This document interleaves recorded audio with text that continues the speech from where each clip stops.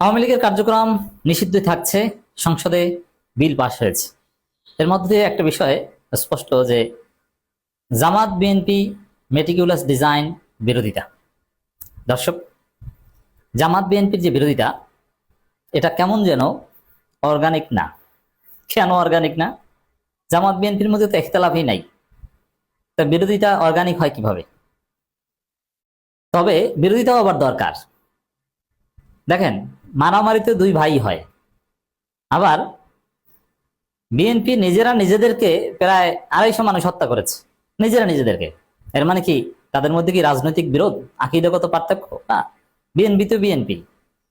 যেমন বিএনপির মির্জা ফখরুল আর রুহুল কবির রিজভির মধ্যে দ্বন্দ্ব।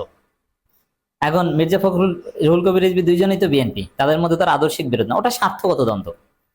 এই জন্য জামাত বিএনপির মধ্যে অনেক জায়গায় মারামারি আপনারা দেখবেন, কিন্তু আদর্শিকভাবে মৌলিক কোনো বিরোধই নাই। হ্যাঁ, আদর্শিকভাবে পার্থক্য আছে। জামাত একটা ইসলামী দল, বিএনপি একটা জাতীয়তাবাদী লিবারেল দল বলে থাকে তারা। এটা তো মৌলিক অনেক পার্থক্যের জায়গা, কিন্তু রাষ্ট্র এবং রাজনীতির জায়গায়, রাষ্ট্র পরিচালনা কেন্দ্রিক জায়গায় জামাত বিএনপির মধ্যে কোনো বিরোধ তো আমি দেখি না। কিন্তু যতটুকু বিরোধ দেখছেন, আমি আসছি যে বিরোধ নাই কিভাবে। এই বিরোধ যতটুকু দেখা যাচ্ছে ততটুকু কৃত্রিম, অর্গানিক না, আর্টিফিশিয়াল। এটা মেটিকুলাস ডিজাইন বিরোধ দেখানো হচ্ছে। কেন? আওয়ামী লীগ ঠেকাতে। কারণ আওয়ামী লীগকে বাংলাদেশের রাজনীতি থেকে একদম আউট করা এত সহজ নয়।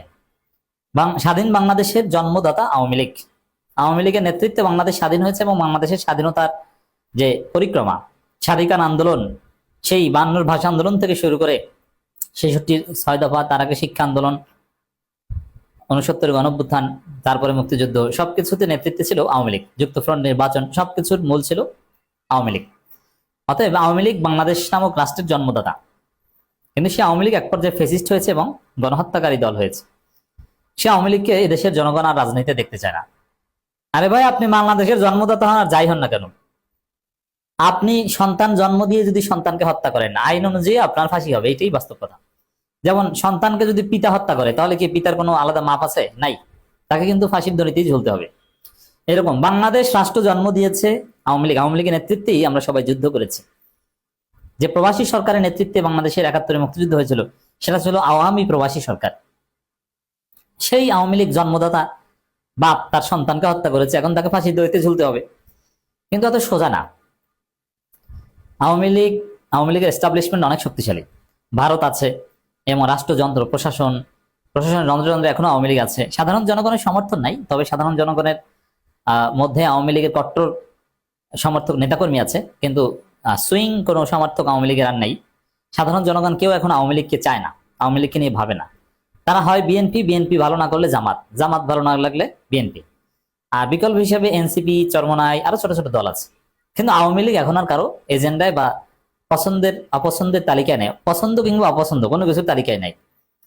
আওয়ামী লীগের শক্তি যতটুকু দেখেন, সবচেয়ে বড় শক্তি হচ্ছে যে প্রশাসন এবং রাষ্ট্রযন্ত্রের বিরুদ্ধে, রাষ্ট্রযন্ত্রের মধ্যে তাদের ভয়াবহ অবস্থান আছে।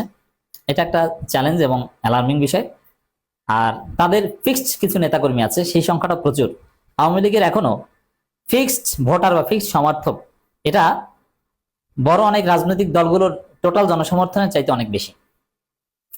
এই জন্য যেমন আমি যেটা বলি, আওয়ামী লীগ কখনো ফার্স্ট কিংবা সেকেন্ড হতে পারবে না, কিন্তু ফোর্থ ফিফথ দল হিসাবে তারা এক্সিস্ট করবে, নিষিদ্ধ করা হলেও। কারণ তাদের সেই পরিমাণ কট্টর সমর্থক বা কট্টর নেতাকর্মী রয়েছে। কিন্তু সাধারণ জনগণ কখনো আর তাদেরকে সমর্থন করবে না। এই জন্য আওয়ামী লীগকে একদম নিশ্চিহ্ন করা, এতে যথেষ্ট বেগ পেতে হবে। আর আওয়ামী লীগ যদি ফিরে আসে, আওয়ামী লীগ স্বাভাবিকভাবে রাজনীতি করার সুযোগ পায়, তাহলে আওয়ামী লীগ গণহত্যা করেছে, তারপরেও আওয়ামী লীগ আবার ফিরে আসতে পারবে। কারণ আওয়ামী লীগ 1974-75 সালে ভয়াবহ অপরাধ করেছিল, তারপরে কিন্তু আওয়ামী লীগ আবার ক্ষমতা এসেছিল। এই জন্য এই বিষয়ে বিএনপি জামাত একমত যে আর যাই হোক, আওয়ামী লীগকে আর আমরা রাজনীতিতে ফিরতে দেব না। এই জন্য আওয়ামী লীগকে নিষিদ্ধ রাখতে হবে।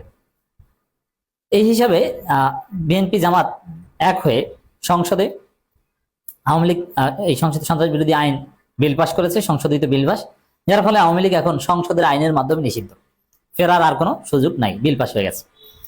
তো দর্শক, এর বাইরে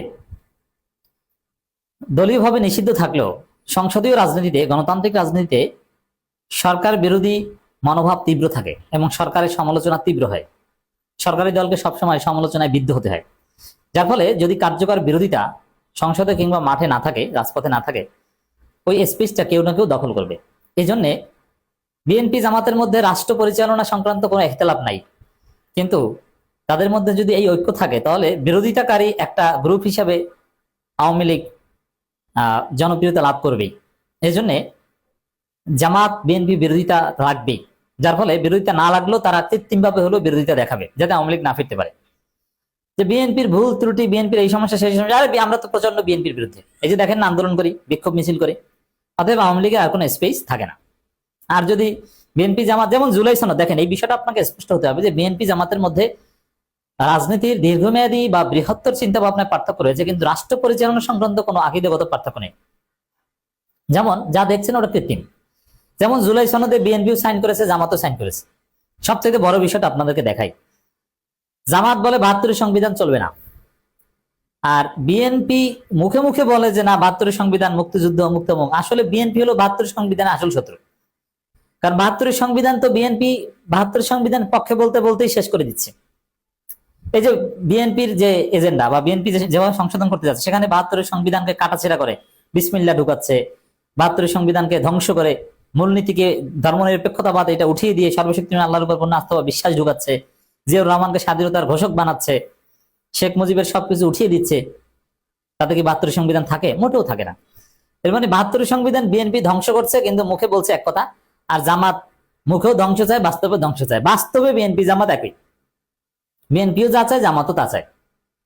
আর যতটুকু পার্থক্য দেখেন ওটা আমার কাছে এখন পর্যন্ত কৃত্রিম মনে হয়েছে, আর্টিফিশিয়াল বা মেটিকুলার ডিজাইন মনে হয়েছে। এই যে আওয়ামী লীগ নিষিদ্ধের আওয়ামী লীগ কার্যক্রম নিষিদ্ধ থাকছে সংসদে বিল পাস, এই বিল পাসের মধ্য দিয়ে এই বিষয়টা স্পষ্ট হয়, এবং এটার ফলাফল এটা যে আওয়ামী লীগকে কোনোভাবে আর ফিরতে দিবে না। এই বিষয়ে বিএনপি জামাত যেভাবেই হোক ঠেকাবে। অতএব আওয়ামী লীগ আপনারা হয় বিএনপিতে যোগ দেন, নইলে জামাতে যোগ দেন, নইলে এনসিপিতে যোগ দেন। আওয়ামী লীগের চিন্তা করে লাভ নাই, ২৪শে গণঅভ্যুত্থানের মাধ্যমে আপনাদের কবর হয়ে গেছে। আর শেখ হাসিনা যদি হঠাৎ করে মারা যায়, শেখ হাসিনা তো বলেছে মরলে দিল্লিতেই মরবো, তো শেখ হাসিনা মারা গেলে তখন আপনাদের যে কট্টর নেতাকর্মীরা যারা আছে তারাও আর থাকবে না। আওয়ামী লীগের কার্যক্রম নিষিদ্ধের জন্য অন্তর্বর্তী সরকারের আমলের সন্ত্রাস বিরোধী অধ্যাদেশ অনুমোদন দিয়েছে ত্রয়োদশ জাতীয় সংসদ। ৮ এপ্রিল জাতীয় সংসদে সংক্রান্ত সন্ত্রাস বিরোধী সংশোধন বিল ২০২৬ পাস হয়। স্বরাষ্ট্রমন্ত্রী সালাউদ্দিন আহমেদ বিলটি পাশের জন্য উত্থাপন করলে তা সর্বসম্মতিক্রমে কণ্ঠভোটে পাস হয়। এর আগে নিষিদ্ধ আওয়ামী লীগ কার্যক্রম চলাকালে শাস্তির বিধান যুক্ত করে বিষয়টি শোনা গেল সংসদে পাস হওয়া সংশোধনী বিলে তা করা হয়নি। অন্তর্বর্তী সরকারের সময়কাল জারিকৃত অধ্যাদেশ হুবহু সংসদে পাস হয়েছে। তো হুবহু পাস হয়েছে, এটা আওয়ামী লীগের জন্য খুব ডেঞ্জারাস।